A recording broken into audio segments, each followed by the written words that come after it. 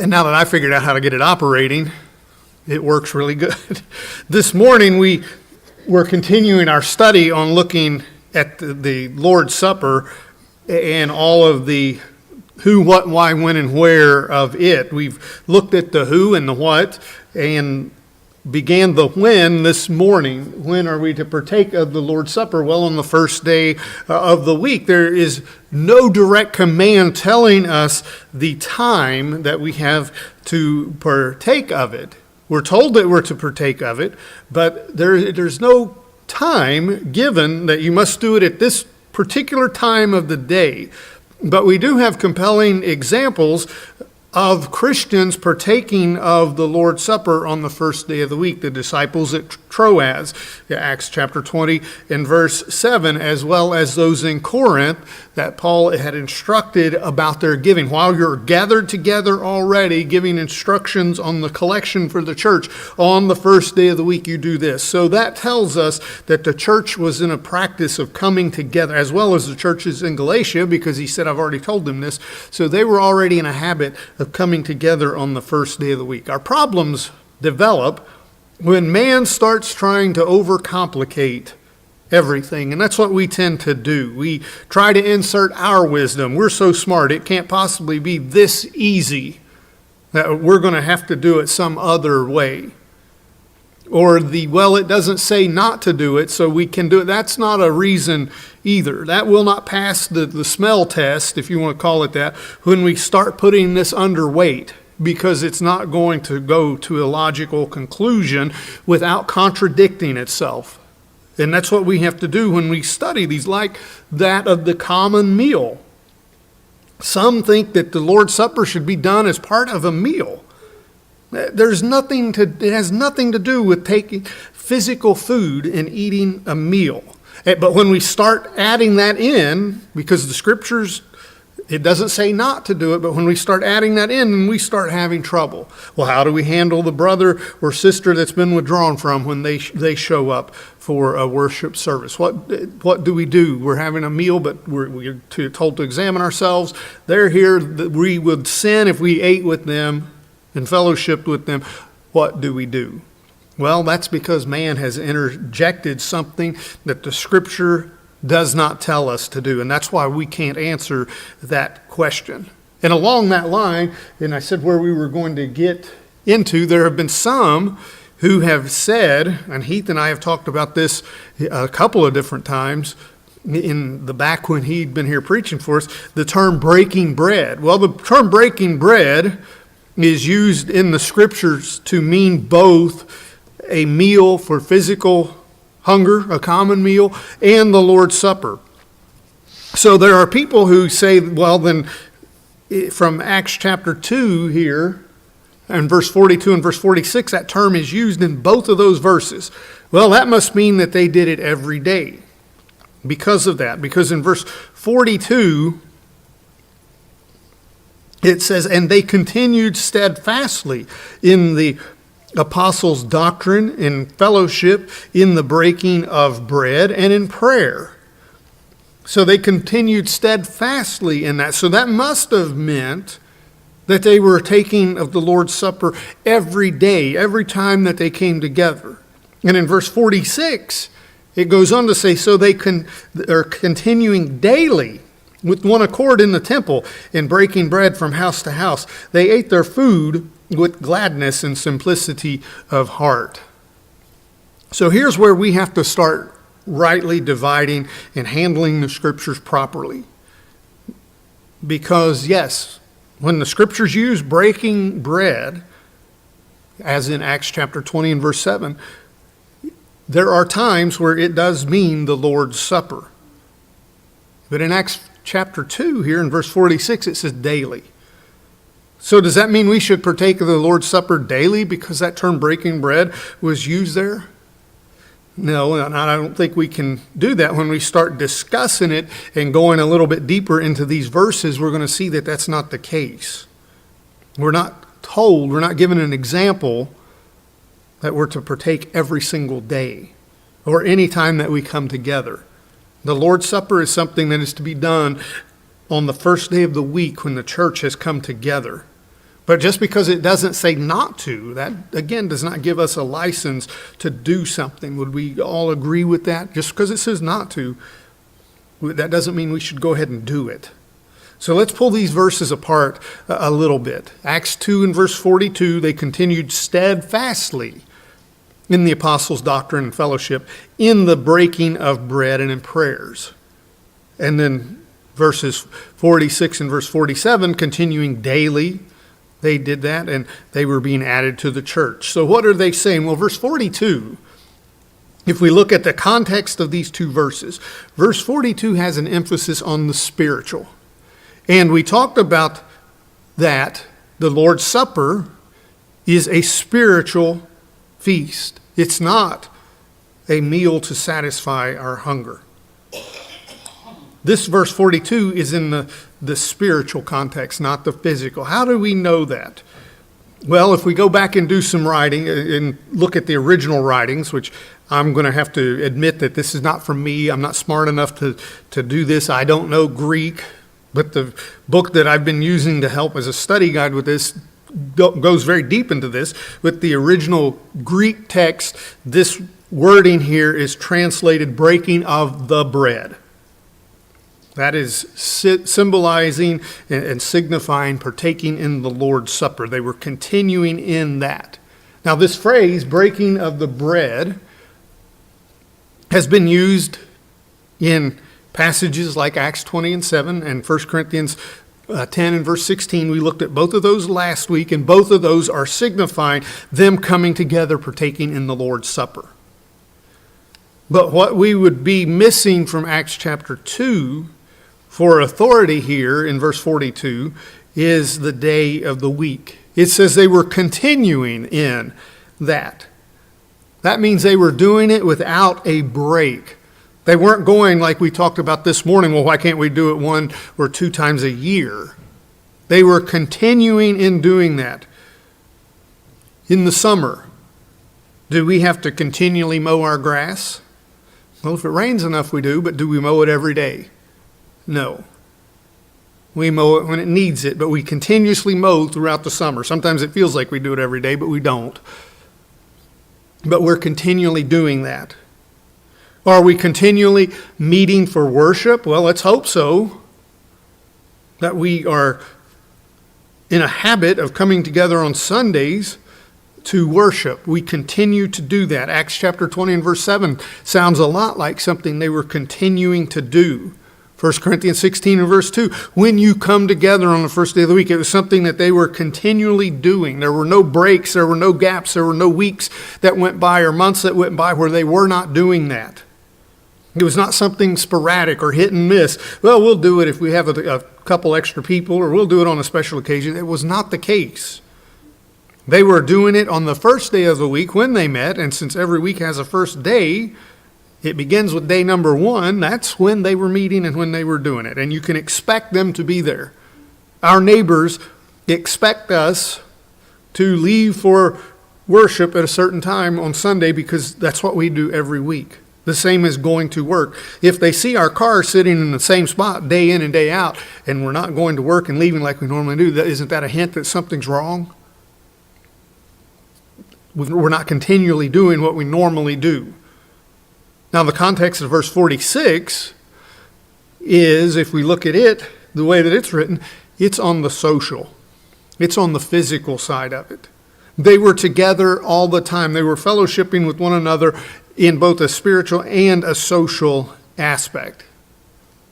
They were going, and the hint, there's 2 hints in there that would tell us that. They were, one, going from house to house, and it says they ate their food with gladness. The Lord's Supper has never been associated with food. The Lord's Supper has been associated with only 2 items, and that would be the unleavened bread and the fruit of the vine. It's never referred to as eating as food. So much like some of the other conclusions that we've drawn here, leaving this verse 46, in the social context makes everything else in the scriptures align much easier. Like we've run into problems when we've taken things out of context and then we start trying to draw them out to the conclusion that they come to. And Jenny and I were talking at lunch, and I said, am I making the conclusions in that clear enough, or is my left-handedness coming in? And she said, well, sometimes it seems like you're going from the bottom up. Being left-handed, that would be the way that I would do that, because I do everything backwards from you weird right-handed people. But when we look at verse 46, if we keep that verse in the social and use that as a social meal, then when we start looking at these other passages that say breaking of the bread, that's going to make them line up properly with that. If we look at a passage that we've already used very close to it a couple of times, Acts 20 and 7, we'll look at Acts 20 and verse 11. If we use that as a passage, here breaking of bread is mentioned, but it is not meaning the Lord's Supper, because they've already done that.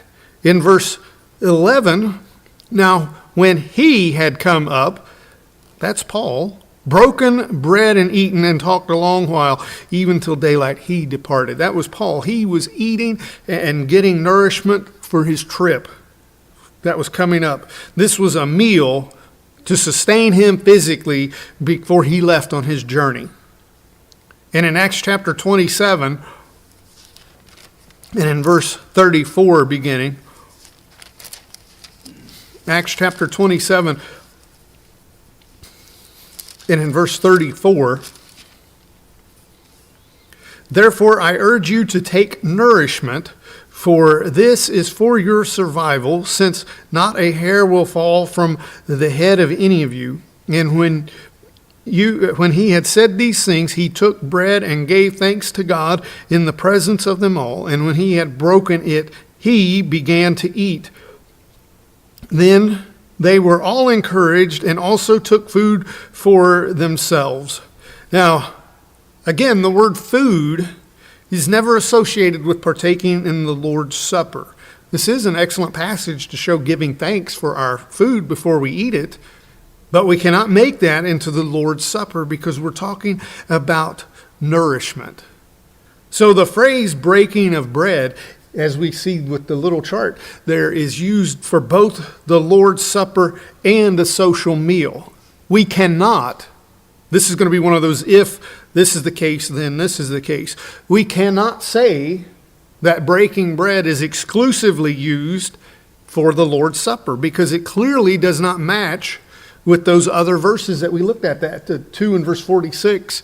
We might twist it to mean that, but 20 in verse 11 we can't, and 27 in verse 34 through 36, we cannot make breaking of bread mean something that it is not. It is not partaking of the Lord's Supper. So if we believe that breaking of the bread is something that we can do daily, then that term breaking bread, every time it's used in the Scriptures, would have to mean partaking in the Lord's Supper.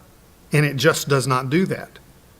If we're to partake any time that we come together, or any time that we want to, then wouldn't we have been left with a specific example of that happening? What we have a specific example of are disciples coming together on the first day of the week partaking. If we're not limited to do it on that one day that the church comes together, then why don't we have an example of churches doing that that's clear? There isn't one, because it's not there. Now, some have used the wording in 1 Corinthians 11 and verse 26 as justification for partaking any time they want. For as often as you eat this bread and drink this cup, you proclaim the Lord's death till he comes. Now, again, that's stretching it just the same as using Acts chapter 2 and verse 42 is. They were continuing in it. Well, we're doing it often. I would say doing it once a week is often. We are continually doing it. We're not leaving gaps of time for no reason. It means that every time that we do it, every time that we come around the Lord's table, we are proclaiming that message about the Lord's death and what that means to us. Every time that we assemble together and do it. This is just not a passage that can be stretched to support that. The Corinthians, just like the common meal, the only time that we see it associated with common meal is a bad example. because they had really messed up everything. And Paul says that he was not pleased with what they were doing. And in verse 11, or chapter 11 and verse 20, there in 1 Corinthians, he says, when you come together in one place, this is not the Lord's Supper you eat. You're doing it wrong. Some of you are drunk. Some of you are hungry. Some of you are being gluttonous. Some of you are overindulging. Some are getting nothing. There's divisions among you. You're not partaking in the Lord's Supper when you do this. So hopefully that answers at least part of the question about when we are to partake and how we are to partake. But also some have used, is there a specific time of day in which we are to partake? And as this book that I've been reading in and studying from this, some of these things I've never even heard of, and I cannot believe that people are trying to push these on others and force their opinions on others when the scriptures just don't say anything about it. When we look at Acts chapter 20 and verse 7 and John 20 and verse 19, both of those examples, they were meeting in the evening. And some people have tried, well, we can only offer it once and it's going to be in the evening. Or some have tried to put constraints on it, which I had no idea that this was a thing, but apparently there's some that believe we can only partake of it during daylight hours. Oh, we'd be in trouble right now, wouldn't we, with our weather? It's barely daylight when we come in on the morning worship, and it's definitely dark when we come in the evening. Again, we're trying to bind things that the scriptures just don't bind.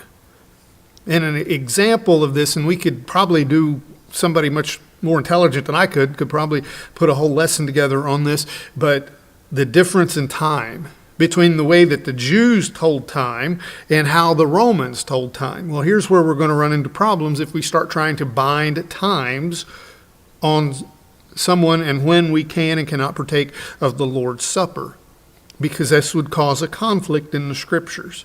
Mark and John, in their writings, if we look at this, either there is a discrepancy in the scriptures, and if there's a discrepancy in one passage, then we can throw all of it out.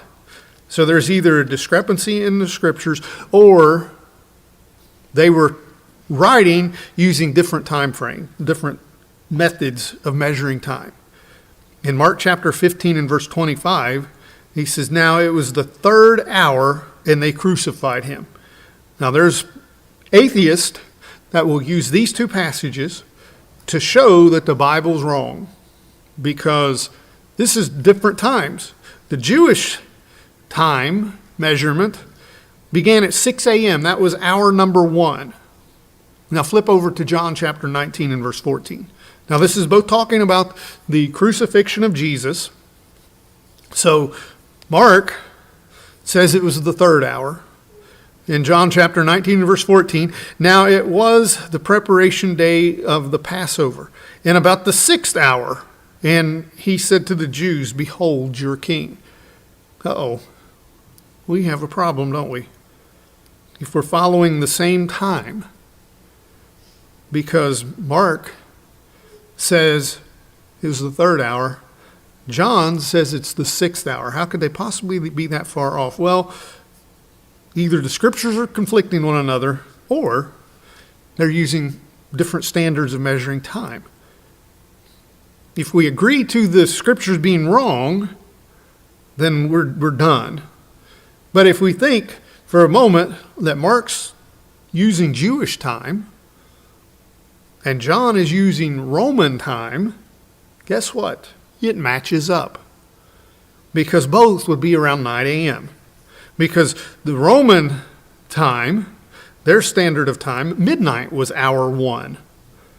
So if we add that up, then we're still around 9 a.m. for both of them. Doesn't that make way more sense than trying to bind, well, we're under Jewish time, we're under Roman time? No, it doesn't matter, because they're both saying the same thing. And the brilliance and the simplicity that's found inside the gospel, and I'm bringing this back to the first day of the week, is it doesn't matter where we are or how we were looking today, and there are many.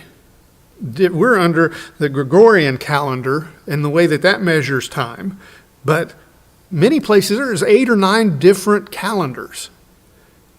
But you know what every single one of them have? They have a first day of the week. They have a first day. It doesn't matter where we're at in the world. It doesn't matter where we live, because every place has a government set up that has said, here's how we're going. Wouldn't it be chaos if we didn't have this? Well, we wouldn't know when to go or get anywhere. Well, in America, we're under the Gregorian calendar, and we have a week, and we know what the first day of the week is, so we partake on the first day of the week. If we lived in China or Asia or other parts of Asia, Korea has a calendar, Japan has a different calendar, China, I think I said China twice, but all of these places have different ways of measuring time. They all still have a first day of the week, or whatever they're measuring the time is. There's still a first day. Whatever government we're under, and however they have set the time, means that that's when we would partake. In our country, we could partake because of how we measure time. We could partake from the stroke of midnight on Sunday morning until 11:59 on Sunday evening. That is the first day of the week. And we can partake of the Lord's Supper at any point in time during that. Now, I wouldn't say that would be very expedient. I would say that the majority of us, probably midnight is past our bedtime, or at least getting very close to it. And we probably wouldn't want to come out and assemble at midnight to partake. It's not expedient for us to do that. The same as 11:59. 11:59 in Caldwell household is dark. The lights are off and we're in bed. Jenny's usually in bed by about 7:30. Lights are off and we're in bed. We're not going to come out and want to assemble at the last possible moment of the first day of the week. It's not expedient. But there's another point that we could look at where this would make sense, and we don't have an issue with that. So why do people question this with the Lord's Supper? Think about marriage, if you will, for a minute. The scriptures tell us that we're to be married. We're to be husband and wife. And there are certain things that are confined to the marriage relationship. But where does God tell us what the definition of marriage is? Well, we know that whatever culture and laws of the land are in place to define marriage, that's what we go by. In Ohio, and I think all around the country, we're married when somebody that has a license to solemnize marriages does the ceremony and signs the document along with 2 witnesses. That is, and then we mail that form into the state. We are then married. That is legally married. If I stood in front of a tree and said this thing is going to marry us, we would not be married, because that is not how the law defines marriage. That is not how our insurance company would define marriage. And we could go on and on. There's no organization that our taxes, we're not going to get married filing jointly unless we have been legally married. It would not satisfy the government's requirements.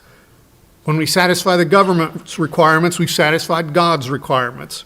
When we come together on the first day of the week, if we are in the confines of what our government says is the first day of the week, then we have satisfied the requirements of being together on the first day of the week.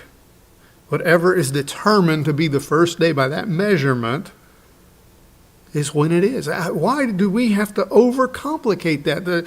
The brilliance and the simplicity of the Word of God and how it will work under every possible government and laws of the land that have been put up. God's Word will still work with that. We don't have to try to figure out the day of the week that Jesus was crucified on earth, when he was born, or what time of day. The first day of the week. Every place has a first day. It's when we start trying to add our own feelings to it, that's when we start making problems. Because that's when we start causing division, when we're trying to speak and talk about what the scriptures are not saying. We could also add that based on the verses that we looked at, the when we're to partake is when we come together. It's not when 2 or 3 of us have assembled. It's not when we take the Lord's Supper, the elements of the Lord's Supper to someone. It's when we are gathered together, a planned time as a congregation. And again, I've tried to break these lessons up into digestible points. Next week, Lord willing, we are going to look at and tie in with some of this, but we're going to look at the second serving of the Lord's Supper. There are many who have issues with that, and we're going to go through some logical steps to show why it is or isn't scriptural. I'll give you a spoiler alert, it is. But we're going to look at what makes it scriptural and why. And again, why others have tried to change and complicate what the scriptures say for no good reason, because it's nothing more than our feelings on some subject or some teaching that we've heard. Just like the lady that my aunt knows, well, no one's worthy, so they can't partake. Well, that's not what the scriptures say. And none of us are worthy, but we have to partake in a worthy manner. There's a big difference in that. Or the hundreds and hundreds of other things that man has tried to complicate because we know better than God. If we really look at the way that God has it lined up, it's pretty simple. It's easy to follow. It will fit wherever we live, whatever society and rules and governments that we live under. The Lord's will fit into that. So hopefully you're enjoying this series. If not, we got one more week to endure it. And then we should be done with it next week, Lord being willing. But if you're subject to the Lord's invitation in any way, take this time to think about the condition of your soul. And if there's something that needs to be changed in your life, if there's some kind of help that we need, that's what we're here for, to help stir up one another to do better and to serve God better.